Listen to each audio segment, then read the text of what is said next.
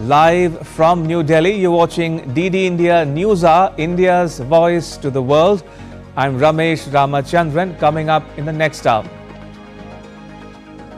Cyclonic storm Remal makes landfall on the coast of India's eastern state of West Bengal, leaves a trail of destruction. National Disaster Response Force and Coast Guard continue relief work. Tornadoes and storms leave 15 dead across central United States, destroying homes and cutting power to hundreds of thousands of people. South Korea, China and Japan hold their first Trilateral summit in more than 4 years in Seoul on Monday. A joint statement on economy and trade likely.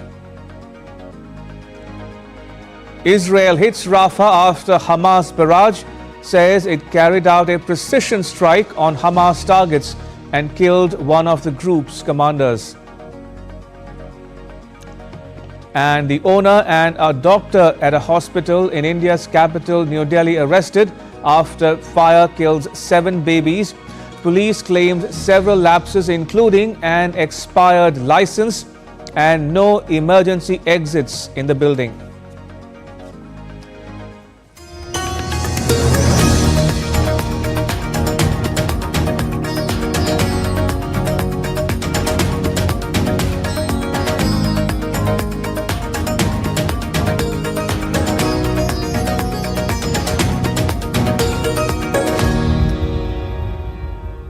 Cyclonic storm Remal is situated over northern Bay of Bengal, progressing northwards at a high velocity. The storm is likely to move forward and gradually weaken into a cyclonic storm over the next few hours. Wind speeds are expected to range between 110 to 120 kilometers per hour, and the gusts can reach up to 135 kilometers per hour. Kolkata, the capital of the Indian state of West Bengal, is witnessing heavy rain and gusty winds after the cyclone's landfall commenced on Sunday evening local time between the West Bengal and Bangladesh coasts. More than 110,000 people from the coastal regions, including Sundarbans and Sagar Island, have been evacuated. The national and state disaster response forces were deployed to clear the roads after trees were uprooted amidst heavy rains and gusty winds. The Indian Coast Guard is monitoring the situation. Ships and hovercraft are on standby to respond in the event of an emergency.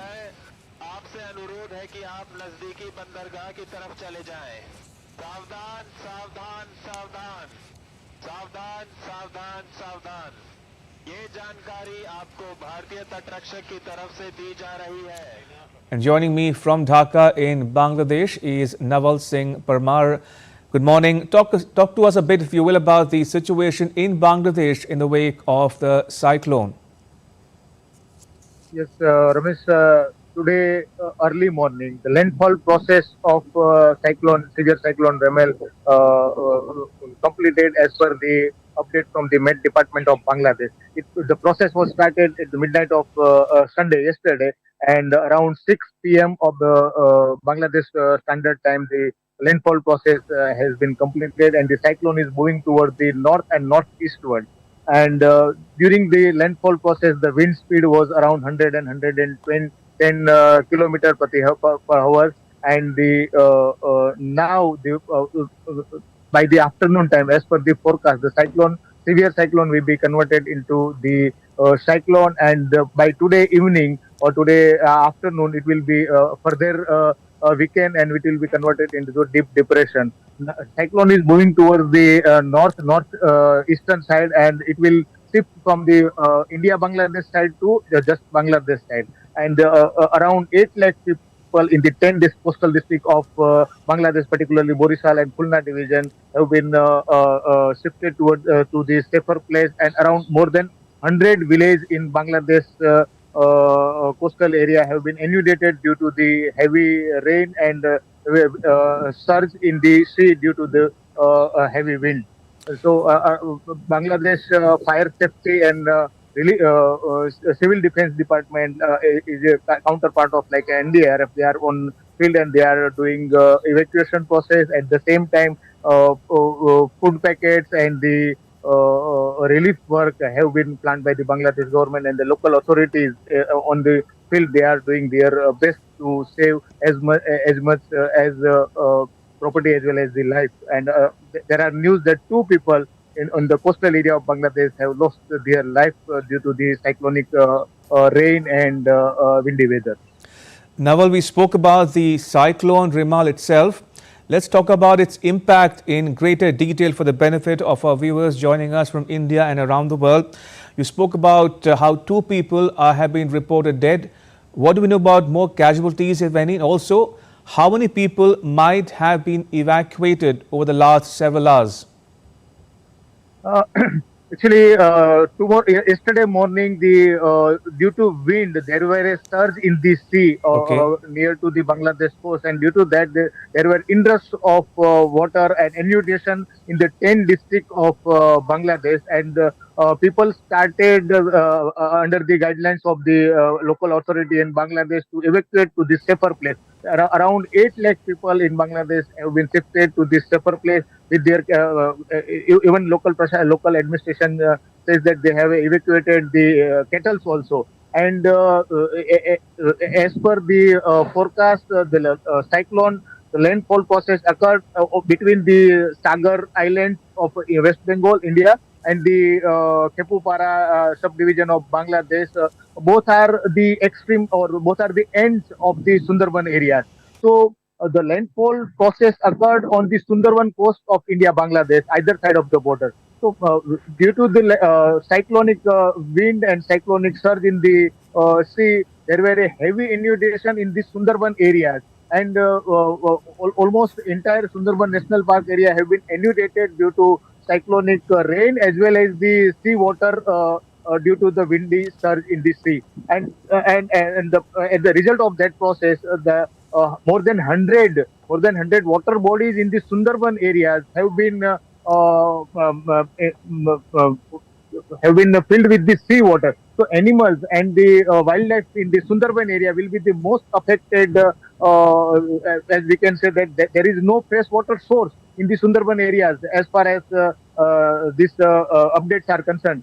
So this is the one part, and the second part is in India around more than 1 lakh people, and in Bangladesh around 8 lakh people have been shifted to the safer place, and their house and the shelter have been inundated. So these are the areas of Bangladesh as well as India, which are the very low-lying area. And if there is a inrush of the sea water, then the problem of drinking water for the human as well as animal will be the major cause of concern in Bangladesh as well as India. Right, Naval Singh Parmar in Dhaka, thank you for now. Appreciate it. Now, cyclones, I'm told we are now joined by another of my colleague, this time from India, and I'm told we'll come to that in just a bit. But moving on for now, cyclones have a name. For instance, the cyclone that hit India and Bangladesh over the weekend is called Remal, which means sand in Arabic. Now, cyclones are classified as tropical cyclones and extratropical cyclones. The World Meteorological Organization uses the term tropical cyclone to cover weather systems with winds in excess of what is known as the gale force, which is a minimum of 34 knots or 63 kilometers per hour. Cyclones are given many names in different regions of the world. Cyclone Remal falls in the list of tropical cyclones. Cyclones that develop in the regions between the tropics of Capricorn and Cancer are called tropical cyclones. Remal means sand in Arabic, and its name has been given by Oman. It is the first cyclone to hit the region since 2024 pre-monsoon season. Now let's take a look at the worldwide terminology used for cyclones. Cyclones are known as typhoons in the China Sea and Pacific Ocean, hurricanes in the West Indian Islands, in the Caribbean Sea and Atlantic Ocean, tornadoes in the Guinea lands of West Africa and southern USA, and willy-willies in northwestern Australia, and tropical cyclones in the Indian Ocean. Do you know how these cyclones' names are suggested? The proposed name should be neutral to A. Politics and political figures, B. Religious beliefs, C. Cultures, and D. Gender. Names should be chosen in such a way that it doesn't hurt the sentiments of any group of population over the globe. It should not be very rude and cruel in nature. It should be short, easy to pronounce, and should not be offensive to any member. The maximum length of the name will be 8 letters. The proposed name should be provided with its pronunciation and voice over. The Bay of Bengal experiences more cyclones than the Arabian Sea by a ratio of about 4:1. However, a 2022 study found that the frequency of cyclones in the Arabian Sea has increased by 52% from 2001 to 2019, while the Bay of Bengal's frequency has slightly decreased. Bureau Report, DD India. News about Cyclone Remal that we are tracking here on DD India News Hub. For those of you joining us right now, cyclonic storm Remal is situated as we speak over northern Bay of Bengal.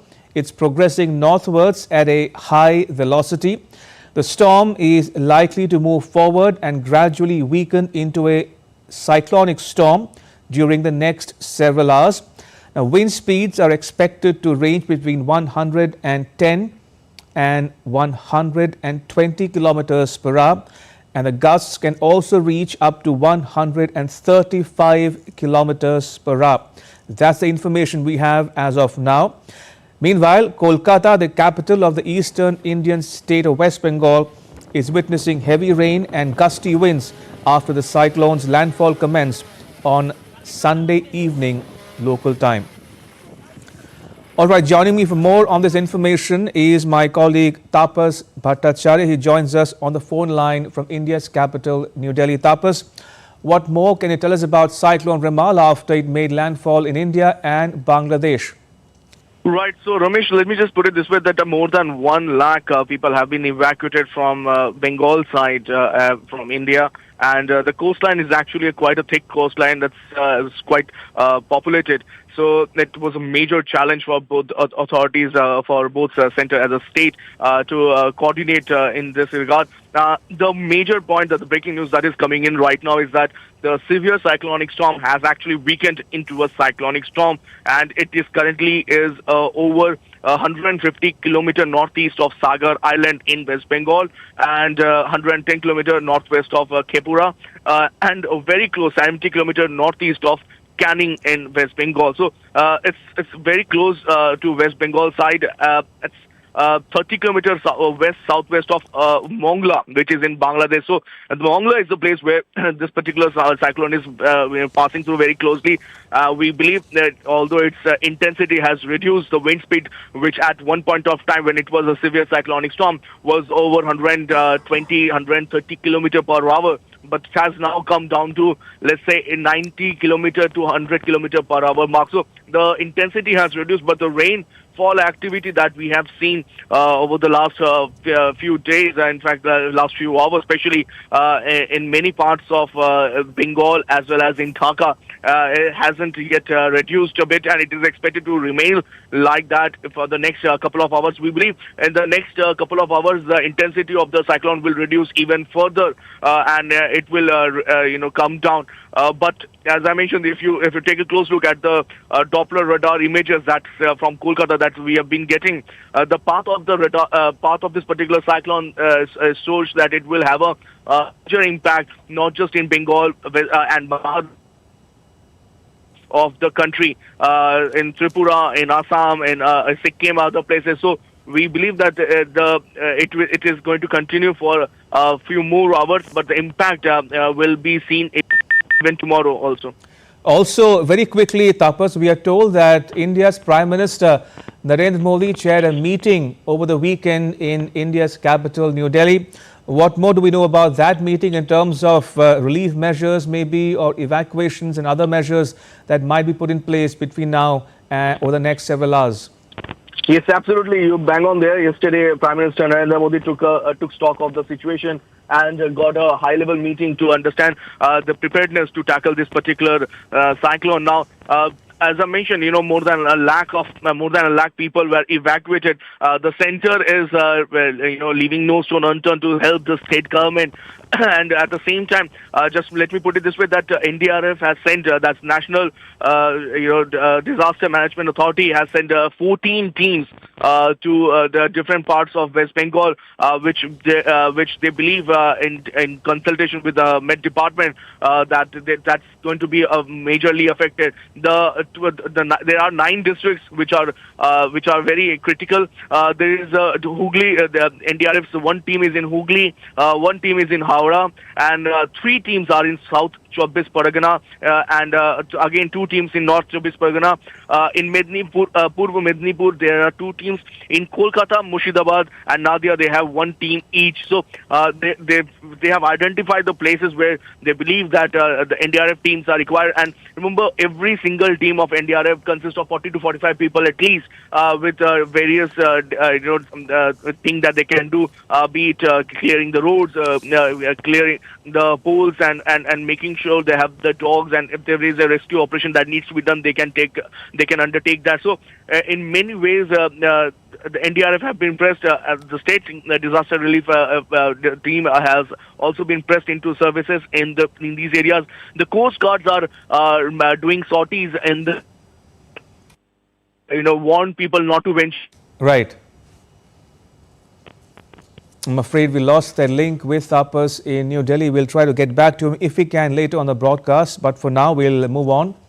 Still to come on DD India News Hour.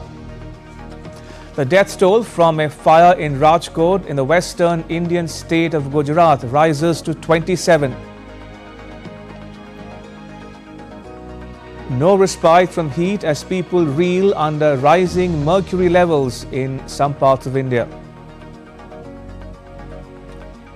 And India's Mundra port sets another record by welcoming the largest container ship ever to call at an Indian port.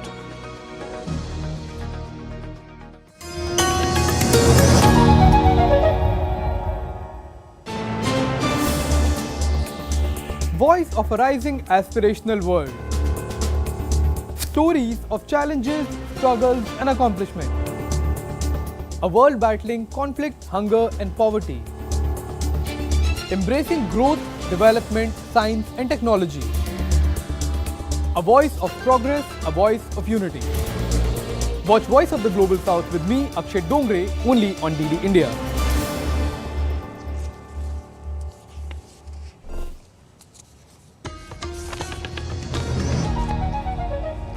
You're watching DD India News Hour. I'm Ramesh Ramachandran. The Delhi police on Sunday arrested a doctor and the owner of a children's hospital where a fire caused the deaths of 7 newborn babies on Saturday. The police said that the license of the hospital had expired and that there was no emergency exits on the premises. A police investigation revealed that some of the doctors in the hospital were not qualified to treat a newborn in need of neonatal intensive care. The investigation mentioned that the probable cause of the fire is a short circuit. Prime Minister Narendra Modi announced an ex gratia of $2,400 from the Prime Minister's Relief Fund that would be given to the next of kin of each of the deceased. का registration permission उनको check किया तो पता चला कि hospital की जो NOC है वो भी 31 मार्च को खत्म हो गई थी और हॉस्पिटल को 5 बेड तक की परमिशन थी, लेकिन उन्होंने 10 से ज्यादा बेड उसमें लगाए हुए थे 12-13 के आसपास। इसके अलावा उनके अदर वायोलेशन भी थे कि उनका फायर एग्जिट का सिस्टम नहीं था, फायर एक्सटिंग्विशर भी उसमें नहीं थे। तो इन सब को देखते हुए हमने इसमें धारा 304 और 308 आईपीसी ऐड करी है और हमने डॉक्टर जो इसके संचालक हैं डॉक्टर नवीन खींची जो वेस्ट दिल्ली में उनका एड्रेस है घर का और वो उनको हमने अप्रीहेंड किया इसमें। इसके अलावा हमें पता चला कि उन्होंने 3 बीएमएस डॉक्टर भी इसमें रखे हुए थे, तो उसमें से एक डॉक्टर जो ऑन ड्यूटी थे डॉक्टर आकाश, उनको भी हमने अप्रीहेंड किया है। Police in Gujarat, state of India, on Sunday booked 6 people, including the owner and the manager of the TRP gaming zone in Rajkot, where 27 people died in a fire. The Gujarat High Court took suo motu cognizance of the deaths. The petition will be heard on Monday. The Rajkot Police Commissioner said that a 9-member special investigation team has been formed to investigate the case. Prime Minister Narendra Modi announced an ex gratia of $2,400. For its part, Gujarat government announced a $5,000 compensation each for the families of the deceased and $600 each for the injured.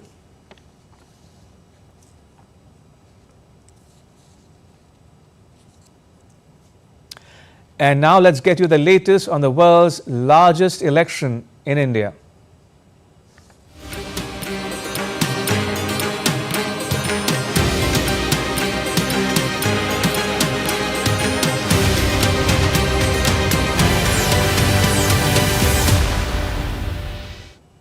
"57 constituencies across 8 states and union territories will vote on the 1st of June in the 7th and last phase of India's parliamentary election.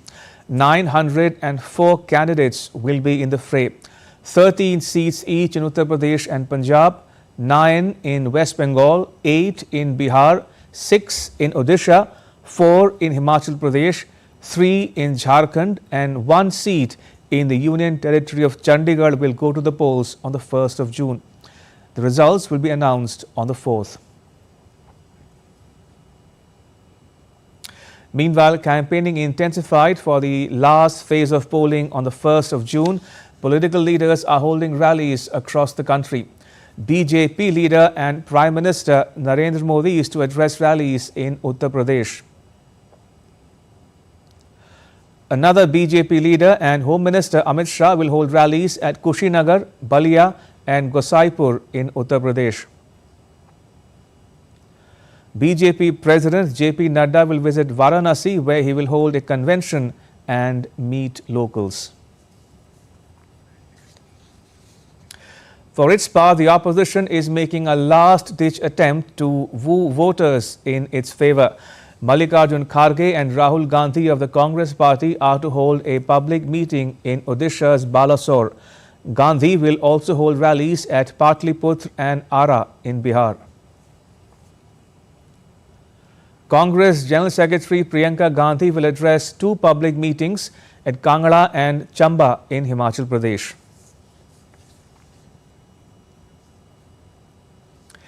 Right, joining me from Varanasi is my colleague Deepika Mehta, who is covering the elections for us from the ground.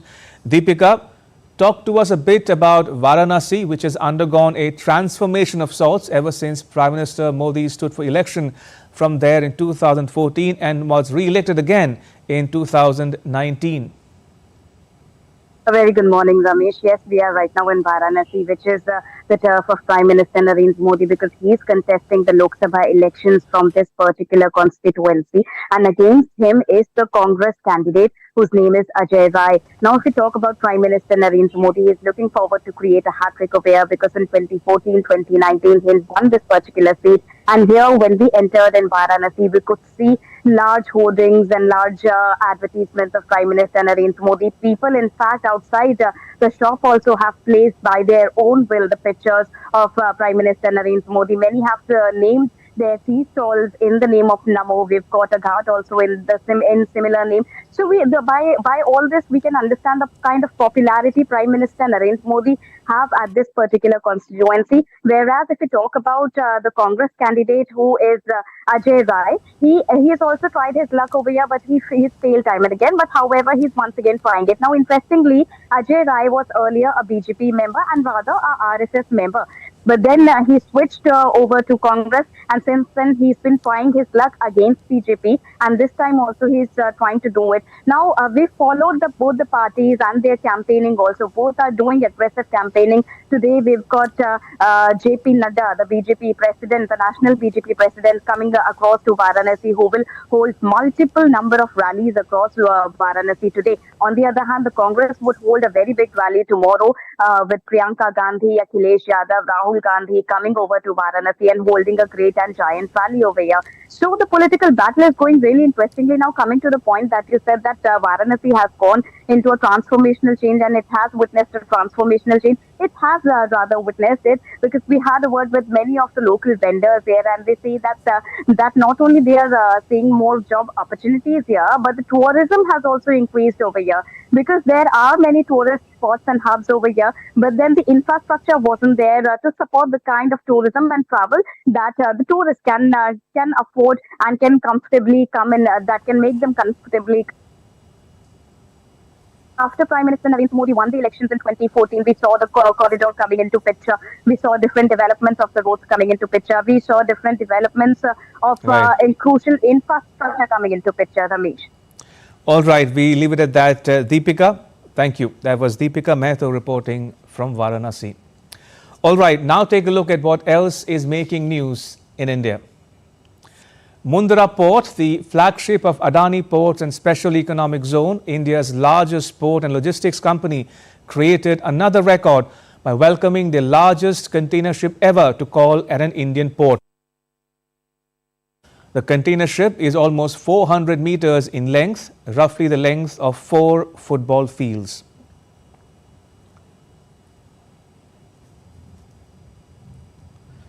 People in India have been grappling with searing temperatures. A relentless heat wave engulfs large parts of northern India with temperatures touching 50 degrees Celsius in Rajasthan. The India Meteorological Department claims that severe heat wave in Rajasthan will continue for the next 2 or 3 days.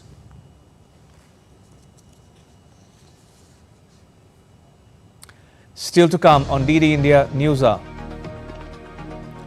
Ukraine turns to marketing to attract more troops to join the fight against Russia.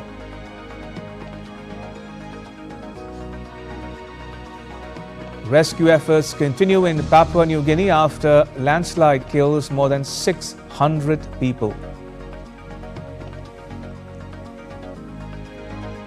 And Lithuania gets its new president. Gitanas Nausėda wins 3/4 of the vote.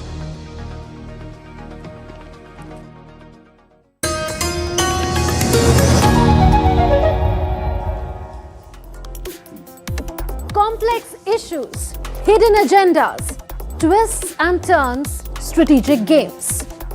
We think all dots are linked. We just need to connect them.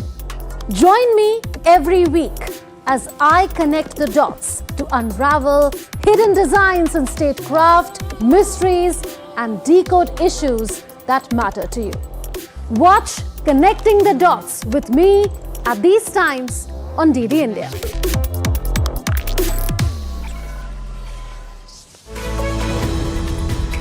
We just don't bring you the news as it unfolds. We get to the heart of the matter. We don't just present facts, we demystify complex social, political and economic events. We break stories that shape the world's present and future because you deserve the truth. I am Tanvi Taneja from New Delhi. I'm Ollie Barrett from London. I'm Nick Harper from Washington, D.C. Join us on DD India Global Monday to Friday at these times.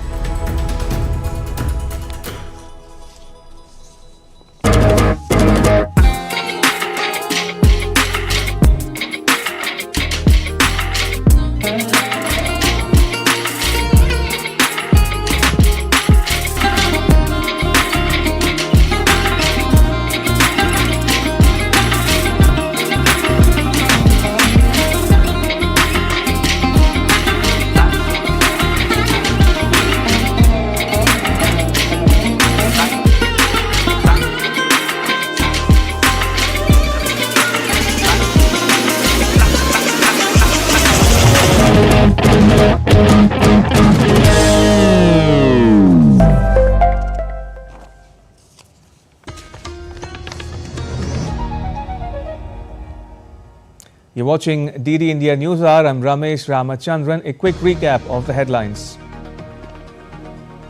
Cyclonic storm Remal makes landfall on the coast of India's eastern state of West Bengal, leaves a trail of destruction National Disaster Response Force and Coast Guard continue relief work. South Korea, China and Japan hold their first trilateral summit in more than 4 years in Seoul on Monday. A joint statement on economy and trade likely. Israel hits Rafah after Hamas barrage says it carried out a precision strike on Hamas targets and killed one of the group's commanders.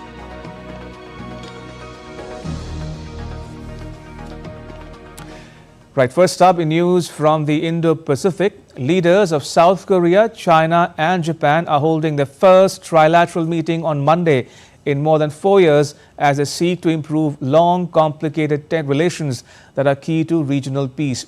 The three Asian nations together represent about 25% of global gross domestic product, and they are closely linked to one another economically and culturally. China is the biggest trading partner for both South Korea and Japan. But their relations have suffered on-again, off-again setbacks owing to issues stemming from Japan's wartime aggression. China and the US allied South Korea and Japan are trying to manage rising distrust amid the rivalry between Beijing and Washington, D.C.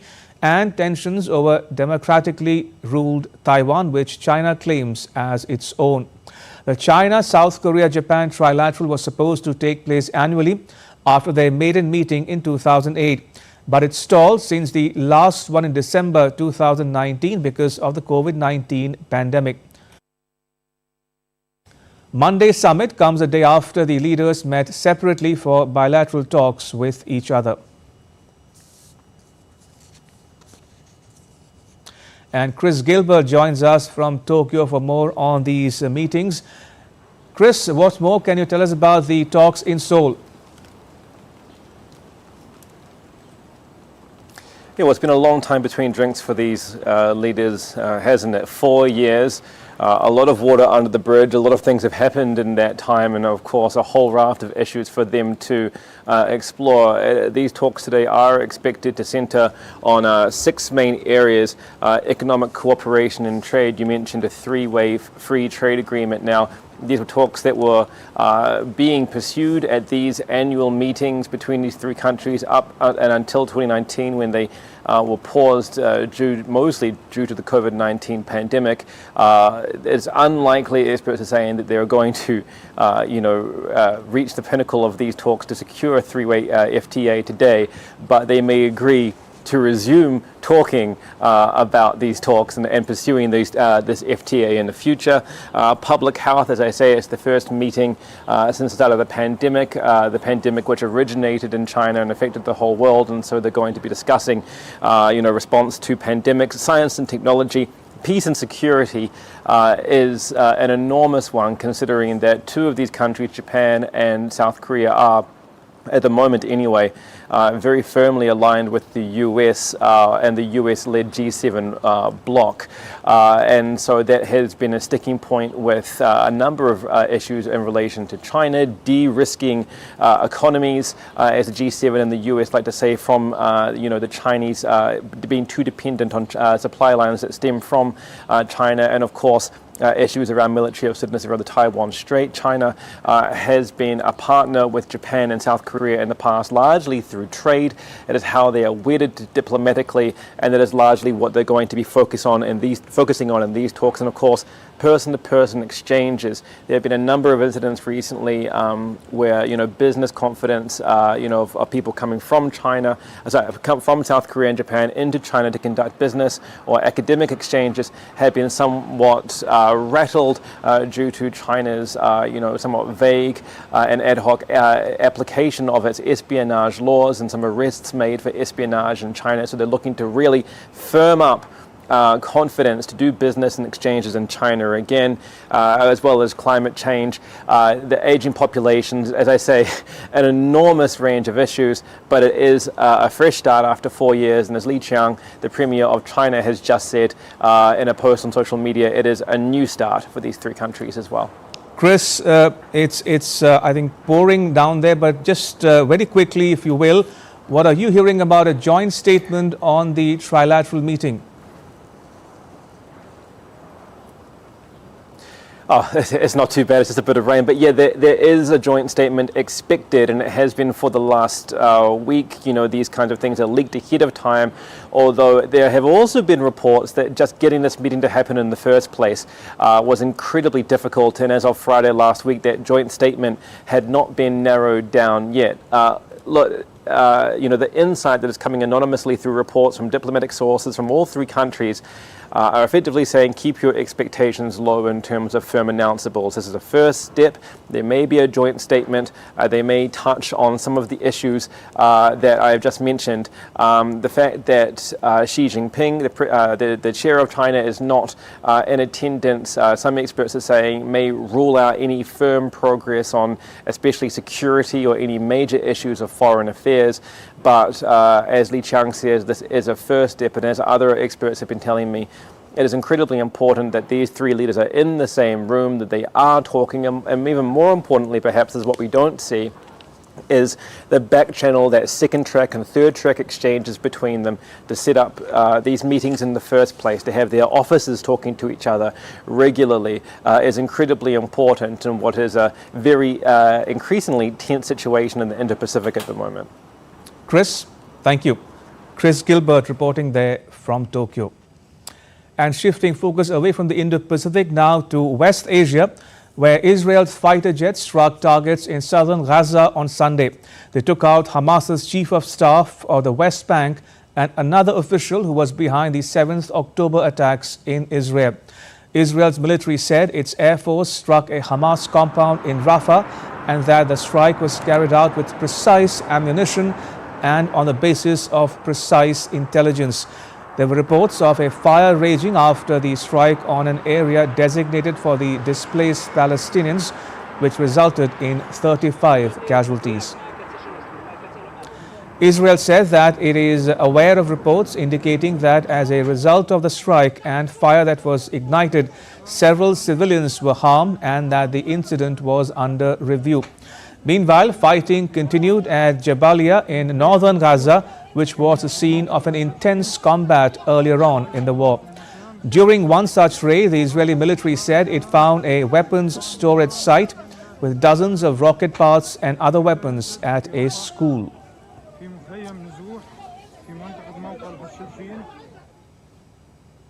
And earlier on Sunday, Israel's military said 8 projectiles were identified at a crossing from Rafah in the southern tip of the Gaza Strip. A number of the projectiles were intercepted, but no casualties were reported. Israel argues that the UN court's ruling allows room for some military action in Rafah. Israel military's international spokesperson Nadav Shoshani said their mission is to protect civilian lives and it is consistent with their aim as well.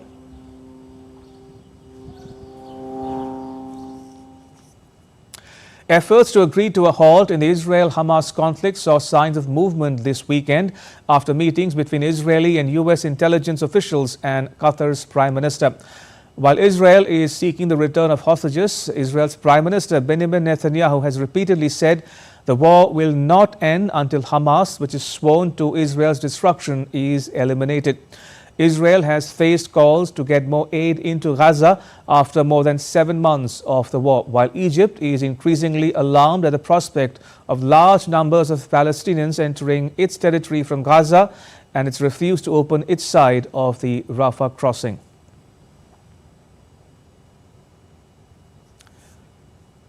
Meanwhile, Saudi Arabia's Foreign Minister Prince Faisal bin Farhan bin Abdullah stressed on the need to keep the two-state solution to the Israeli-Palestinian conflict alive.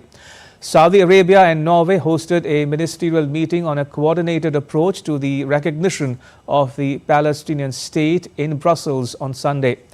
The meetings in Belgium's capital, including one attended by international donors supporting Palestinians, came as 3 European countries, Spain, Ireland and Norway, saying that they would formally recognize a Palestinian state to help secure a halt to Israel's Gaza operation after the 7th October Hamas attacks and revive the peace talks that stalled a decade ago.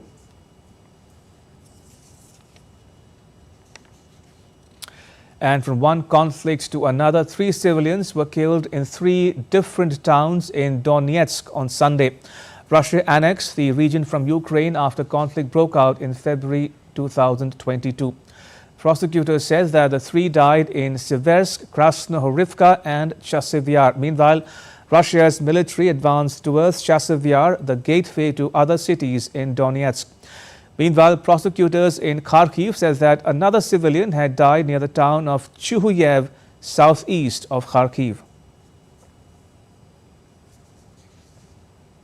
Ukraine's President Volodymyr Zelensky will meet Spain's Prime Minister Pedro Sanchez in Madrid on Monday. The Spanish government reported that both leaders will hold a press conference after their talks. Zelensky will call on King Felipe VI after meeting with Sanchez. Spain has committed to support Ukraine with financial and military aid.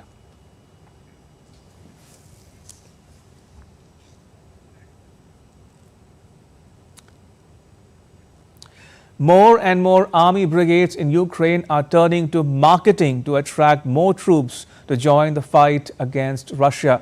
They are churning out recruitment ads that look like movie posters of film trailers. After more than 2 years of the war, the demand for more soldiers is higher than ever as Russian forces continue to slowly but steadily advance in the east.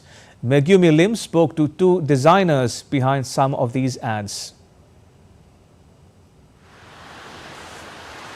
A soldier facing off a zombie and eyes that glow in the dark. These are not characters in a science fiction film, but real soldiers fighting in a real-life war. Posters like this one behind me have popped up all over Ukrainian cities away from the front lines. They are there to remind people that they are needed on the battlefield. Many of these ads are designed by soldiers themselves. Irina and Pavlo, who are members of the 59th Brigade, say they have been making them since autumn of last year. With barely any breaks from the battlefield, their car has become their workspace. We analysed what other brigades were doing and what was currently relevant in the advertising market. We also analysed the colour scheme, how it affects other people, because this is new to us. We're not designers. But we gradually learned and invented our own formula, how we would like to present the brigade so that it distinguishes our brigade from the others. They were inspired by the steppe predator, animals that roam the grasslands in southern Ukraine.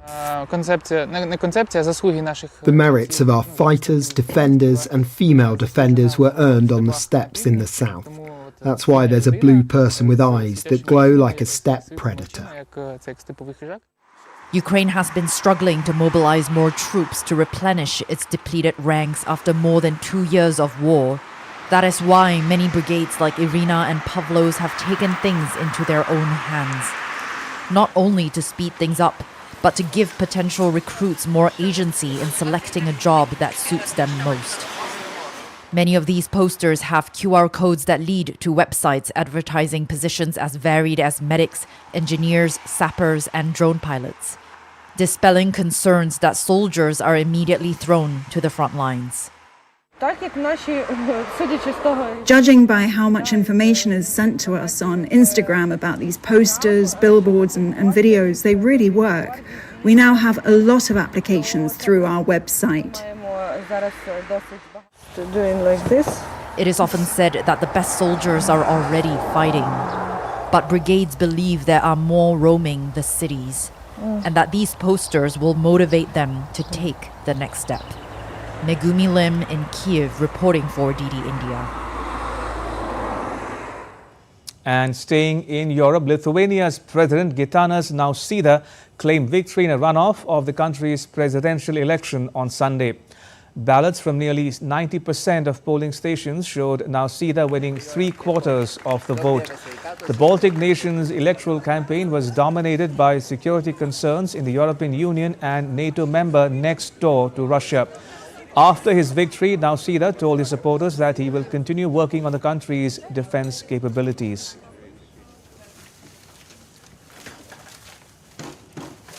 First of all, I would like to thank Lithuanian people for this support, really very significant and very remarkable support.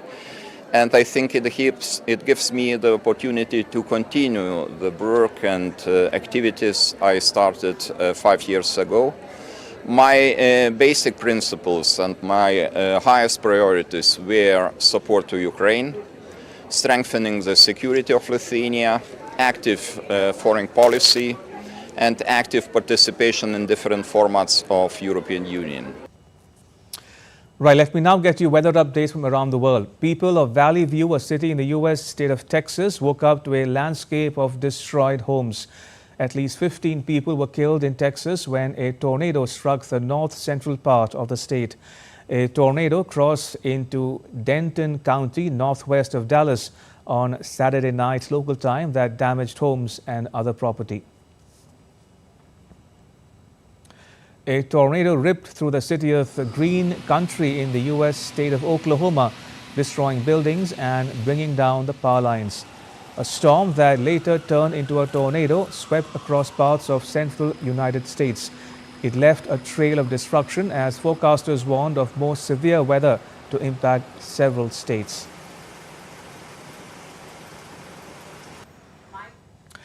Emergency crews in Papua New Guinea continue their rescue efforts to find survivors after more than 670 people were feared dead in a massive landslide that flattened a remote village in the Pacific island. But heavy equipment required for the rescue had yet to reach the village. The United Nations says that thousands had been displaced. And now take a look at what else is making news around the world. In the U.S., the Texas Department of Public Safety released aerial footage of the border fence of Texas and New Mexico of migrants scaling a fence to enter the United States. About 139,000 migrants were apprehended in the area since October last year.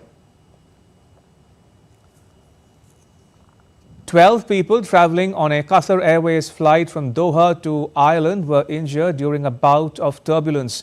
The incident lasted less than 20 seconds and occurred during food and drink service. Hong Kong government is to announce solid waste policy to improve overall waste management practices. Authorities will reveal a policy direction for the citywide municipal solid waste charging scheme at the Legislative Council.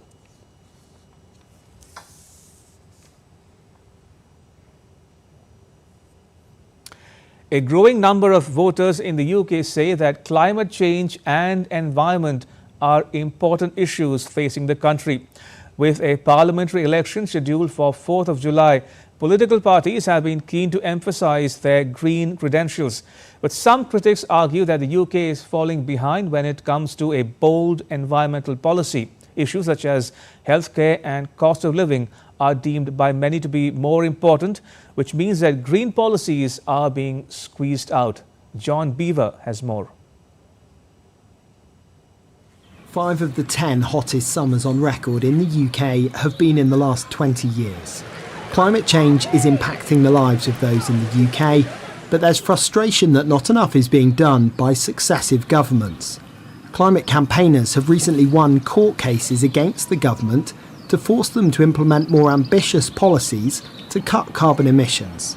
We know that it's a very visible way for climate campaigners to put legal pressure on the government to increase the ambitiousness of its policies, and extremely broadly over time we can say that the British government has become more ambitious, particularly in terms of promoting renewable energy production here in the UK. Domestic energy production is also tied to energy security and not being as vulnerable to price shocks caused by international events like the Russian invasion of Ukraine. But wider environmental policies have grown in importance. The 1979 Conservative manifesto, when Margaret Thatcher came to power, was almost 9,000 words long. The word environment was only used 5 times. Much has changed in the last 4 decades, and now well thought out green policies make up a key part of any modern day manifesto. For the past 5 years, the environment has been picked by around 20 to 30% of people as one of their top 3 issues facing the country. But it still lags a long way behind other key issues such as the economy health and immigration and asylum. That might explain why the government has been accused of watering down their climate commitments, arguing they're too expensive and could hamper economic progress. The UK has one of the most ambitious climate targets of any of our international peers. Yes, exactly. The UN GAP report shows the UK is expected to reduce emissions at the fastest rate between 2015 and 2030 among the G20 group. We remain incredibly ambitious about climate change. We've over-delivered on all of our carbon budgets to date, and the work shows that we will continue to do so. But the opposition Labour Party has also been accused of short-sightedness in dropping their own ambitious environmental policies for being too expensive. Despite a growing number of voters saying they're concerned with the environment, the current financial pressures mean green policies are often being overlooked in the build-up to the next election. John Beaver in London, reporting for DD India. In business news, the dollar made a steady start to the week as investors were focused on US, European and Japanese inflation data to guide the global interest rate outlook. The euro, which gained 0.9% on the dollar last week, was in the middle of a range it has held for more than a year at $1.0846. Trading on Monday was thinned while the rates uncertainty persists. Investors have been chasing income and selling low-yield currencies such as the yen, yuan and Swiss franc against the euro and the dollar. Asian shares edged higher on Monday as investors braced for a busy week of data, which culminates in a key US inflation report that could set the stage for a cut in interest rates there. Holidays in the United States and the United Kingdom made for thin trading ahead of Friday's figures on core personal consumption expenditures, the Federal Reserve's preferred measure of inflation. Japan's Nikkei rose 0.3% ahead of a reading on Tokyo consumer prices later in the week. S&P 500 futures was flat while Nasdaq futures dipped 0.1%, having hit record highs last week after Nvidia beat expectations. Gold was holding at $2,337 an ounce. Oil prices were stuck near 4-month lows amid concerns about demand as the US driving season gets underway this week. And now to all the news from the world of sport. In cricket, Kolkata Knight Riders lifted their third trophy in the Indian Premier League with a crushing 8-wicket win over Sunrisers Hyderabad in a completely one-sided final on Sunday. Having lost the toss, KKR produced a clinical effort with the ball to dismiss Sunrisers for 113, the lowest ever total in an IPL title clash. Kolkata chased down the target of 114 with as many as 57 balls to spare. For KKR, Venkatesh Iyer was the top scorer with an unbeaten 52, followed by Rahmanullah Gurbaz, who scored 39. Andre Russell scalped 3 wickets for the winning team, while Mitchell Starc was declared player of the match. For Sunrisers, skipper Pat Cummins was the highest scorer with 24 runs. Now, gymnast Deepa Karmakar on Sunday bagged a historic gold medal at the Asian Women's Artistic Gymnastic Championship in Tashkent to become the first Indian to achieve the feat. In the final of the individual vault, Karmakar finished at the top among 8 gymnasts with an average score of 13.566. In both her attempts, the 30-year-old received identical scores of 13.566. Kim Son-hyang and Jo Kyeom-byul of North Korea bagged the silver and bronze medals. Karmakar had won the bronze medal in the same event at Hiroshima in 2015. She became a household name in India after finishing 4th in the vault final at the Rio Olympics in 2016. Karmakar also bagged a bronze at the Glasgow Commonwealth Games in 2014. She returned to action last year after serving a 21-month ban after testing positive for a banned substance. And before we close, people in Paris took part in a giant picnic on the famous Champs-Élysées Avenue in France's capital, eating sandwiches, cookies and lemon tarts, all packed in picnic baskets. Take a look.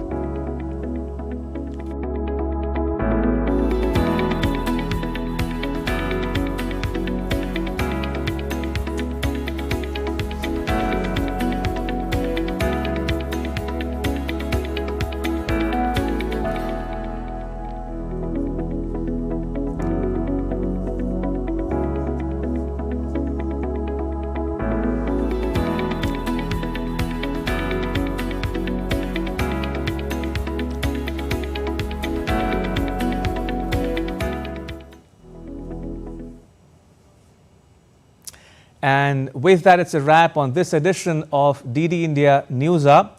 For those of you on the go, you can get all the latest news and updates on the DD India mobile app. The app is available on both Android and iOS platforms. You can scan the QR code on the screen now to download it.